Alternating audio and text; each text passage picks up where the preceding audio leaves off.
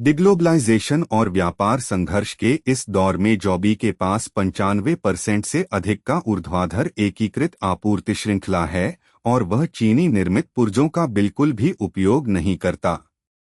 इसी कारण जॉबी को अमेरिका में निर्माण का बहुत बड़ा लाभ मिलता है। यही जॉबी की अद्वितीय ऊर्ध्वीकृत शक्ति है।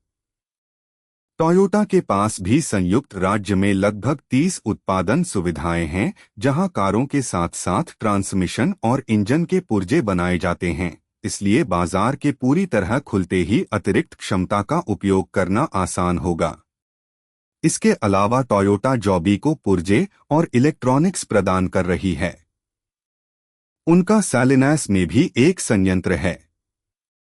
संयुक्त राज्य में टोयोटा का वार्षिक उत्पादन लगभग 2,75,000 इकाइयां है। जॉबी भले ही डेटन में अपना स्वयं का संयंत्र स्थापित करेगा, पर टोयोटा मुख्य भूमिका निभाएगी। टोयोटा के पास प्रति वर्ष 500 विमान बनाने की क्षमता भी है, भले ही वे कारें न हों। 2,75,000 कारों की तुलना में 500 एयर टैक्सी पूरी तरह संभव हैं। एयर टैक्सी उत्पादन कई मायनों में ऑटोमोबाइल निर्माण जैसा होने के कारण वाहन बिक्री और सुरक्षा में वैश्विक नंबर 1 टोयोटा तथा जॉबी की साझेदारी अन्य एयर टैक्सी कंपनियों के मुकाबले उन्हें अधिक बढ़त देती है। टैरिफ विवाद जैसे रोलर कोस्टर समाचारों के बीच भी जॉबी लगातार प्रगति कर रहा है और शोरगुल से अप्रभावित बना हुआ है। टोयोटा ने जॉबी में लगभग $1 अरब का निवेश किया है। यह उदाहरण दर्शाता है कि यह उनकी रणनीति के लिए कितना महत्वपूर्ण है। टोयोटा सिर्फ एक साधारण ऑटोमोबाइल ओईएम नहीं है। सीधे शब्दों में कहें तो अभी सुनी गई बात का मतलब है कि जॉबी टोयोटा के लिए एक परिवर्तनकारी मोड़ साबित हो रहा है। अगली खबर यह है कि जॉबी ने यूएई के दुबई में फ्लाइट एवं ग्राउंड ऑपरेशंस मैनेजर की भर्ती निकाली है। ऐसा लगता है कि जॉबी इस गर्मी में दुबई को फिर से एक विमान भेजने वाला है और यह जॉब पोस्टिंग इसका समर्थन करती है। जब कोई विमान भेजा जाता है तो उड़ान और ग्राउंड सपोर्ट टीम की आवश्यकता स्वाभाविक है और वर्ष के अंत तक वे दुबई में होंगे। यह एफएए द्वारा 80 वर्षों में अनुमोदित पहला नया विमान वर्ग है, इसलिए कठोर सुरक्षा सत्यापन अनिवार्य है।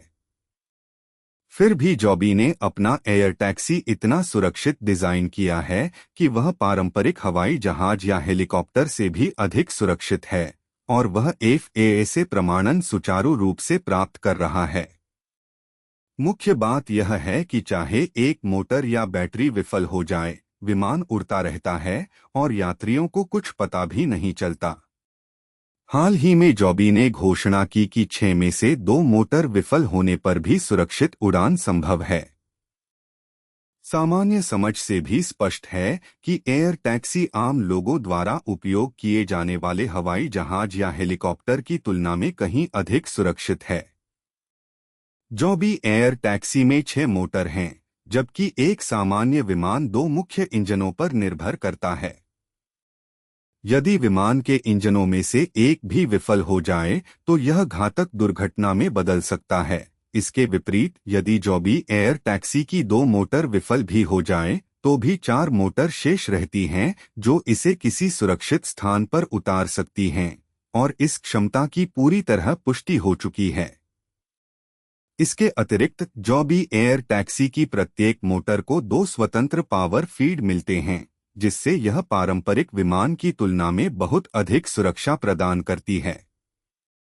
जॉबी अब एफएए प्रमाणन के चरण 4 के मध्य बिंदु को पार कर चुका है और व्यावहारिक रूप से अंतिम चरण में है। इसे मैं आगे और विस्तार से समझाऊंगा। वे सिम्युलेटर और आधारित परीक्षण भी समानांतर रूप से चला रहे हैं ताकि वास्तविक दुर्घटनाएं पहले ही रोकी जा सकें। एलिवेट ओएस प्लेटफॉर्म के निर्माण में उबर मुख्य भूमिका निभाएगा, जो हवाई राइड शेयरिंग और ज़मीनी मोबिलिटी डेटा को एकीकृत करेगा। ग्राहकों के आवागमन पैटर्न का डेटा सेवा विस्तार के लिए बेहद मूल्यवान संपत्ति बनेगा। सैकड़ों ईवीटीओएल कंपनियों के बीच प्रतिस्पर्धा तीव्र है, लेकिन फिनिश लाइन पार करते ही जॉबी को शक्तिशाली प्रतिस्पर्धात्मक बढ़त मिल जाएगी। इसका कारण यह है कि जॉबी जैसी ऊर्ध्व एकीकृत कंपनियां डिग्लोबलीकरण की प्रवृत्ति के बीच भी आपूर्ति श्रृंखला जोखिम को न्यूनतम कर सकती हैं, क्योंकि वे मुख्य पुर्जों पर प्रत्यक्ष नियंत्रण रखती हैं। ऐसे मॉडल अन्य कंपनियों की तुलना में काफी लाभदायक हैं। सारी परिस्थितियां जॉबी के पक्ष में जा रही हैं। यह फोर्ड मॉडल टी का उत्पादन वक्र है। यह वृद्धि कभी रैखिक नहीं रही। प्रमाणन प्राप्त करने का दिन एक निर्णायक मोड़ होगा, जिसके बाद तेज विस्तार होगा। टेस्ला को भी प्रोटोटाइप से लेकर बड़े पैमाने पर उत्पादन के बीच बड़ा अंतर झेलना पड़ा था। यहीं पर जापानी ऑटो निर्माता अपनी क्षमता दिखाएगा। ऊर्ध्व एकीकृत निर्माण मॉडल अपनाकर जॉबी ने आर्चर पर उल्लेखनीय प्रतिस्पर्धात्मक बढ़त हासिल कर ली है। समय के साथ मूल्य और उत्पादन मात्रा में अंतर पैदा होगा। जब अगली पीढ़ी के विमान या ठोस अवस्था हाइड्रोजन बैटरी पर स्विच करना पड़ेगा, तब आर्चर एविएशन की सीमाएं सामने आएंगी। वॉरेन बफेट द्वारा निवेशित बीवाईडी ऑटोमोबाइल कंपनी ने भी ऊर्ध्व एकीकरण अपनाकर अलग पहचान बनाई और टेस्ला ने भी यही रास्ता अपनाया। यानी आर्चर एविएशन अल्पकाल में भले ही व्यावसायीकरण कर ले, मध्यदीर्घावधि में जॉबी की तुलना में कम प्रतिस्पर्धी रहेगा। एफएए प्रमाणन के संदर्भ में पिछले तिमाही परिणाम सम्मेलन में उल्लेख किया गया था कि जॉबी के समग्र पुर्जों में से 95% पहले ही विनिर्देशों पर खरे उतरते हैं। नवीनतम घोषणाओं को देखते हुए एफएए प्रमाणन प्राप्त करने में अमूमन कोई बड़ी समस्या नहीं होनी चाहिए। जैसे ही शेष प्रणालियां पूरी होंगी, असेंबली के लिए कतार में लगे पुर्जे क्रमशः तैयार हो जाएंगे। बहुत से लोगों को लगता है कि टाइप सर्टिफिकेट के बाद केवल एक ही विमान दिखाई देगा, लेकिन वास्तव में कई विमान एक साथ सामने आएंगे। जापान के फूजी पर्वत के सामने कुछ माह पहले उड़ान भरने वाले विमान की तरह फैक्ट्री से बाहर निकलने के कुछ महीनों बाद ही इसे असेंबल कर उड़ाया जा सकता है। टीसी टाइप सर्टिफिकेशन जारी होने वाले दिन अधिकांश लोग जितनी उम्मीद करते हैं उससे कहीं बड़ी सरप्राइज होगी। एफएए प्रमाणन में भी जॉबी तेजी दिखा रहा है। चरण 3 में सिर्फ दस्तावेज जमा कराने होते हैं, जिससे प्रक्रिया जल्दी हुई। आर्चर ने भी चरण 3 को तेजी से पूरा किया, लेकिन चरण 4 में वास्तविक विमान का परीक्षण शामिल होने के कारण प्रगति धीमी है। वर्तमान में आर्चर एविएशन ने अभी चरण 4 शुरू किया है, जबकि जॉबी ने इसका काफी हिस्सा पहले ही पूरा कर लिया है, जिससे इतना बड़ा अंतर पैदा हो गया है कि जॉबी इस साल के भीतर चरण 4 समाप्त कर सकता है। और यहाँ एक महत्वपूर्ण बात यह है कि चरण 5 में केवल रिपोर्ट प्रस्तुत करनी होती है, इसलिए व्यवहार में चरण 4 ही अंतिम चरण है। अर्थात जॉबी अन्य एयर टैक्सी कंपनियों की तुलना में अधिक सुरक्षित और तेजी से व्यवसायीकरण करेगा और उसे कई ऑर्डर, ध्यान तथा पूंजी निवेश प्राप्त होंगे। यूएई में अग्रणी होने के नाते इसके प्रतिस्पर्धात्मक लाभ का अंतर भविष्य में और बढ़ने की संभावना है।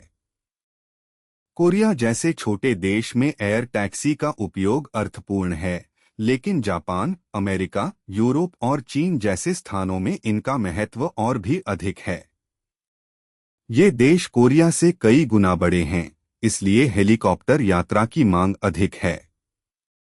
एयर टैक्सी हवाई अड्डे जाने, जाम से भरे पुल पार करने और आवागम में लगने वाले समय को कम करती हैं। और जॉबी जैसी 6 स्वतंत्र मोटरों से संचालित एयर टैक्सी हेलीकॉप्टर या पारंपरिक विमान की तुलना में कहीं अधिक सुरक्षित होती हैं, इसलिए इन्हें अपनाने से इनकार करने का कोई कारण नहीं है। साथ ही जापान सहित प्रमुख विकसित देशों में टैक्सी किराया काफी महंगा है, इसलिए दूरी के हिसाब से एयर टैक्सी किराया सामान्य टैक्सी की तुलना में अधिक प्रतिस्पर्धी रखा जा सकता है, जो जॉबी को अपनाने और एयर टैक्सी की प्रतिस्पर्धात्मकता को और बढ़ाता है। विशेष रूप से कई द्वीपों वाले जापान में इस प्रकार की यात्रा की मांग और अधिक है।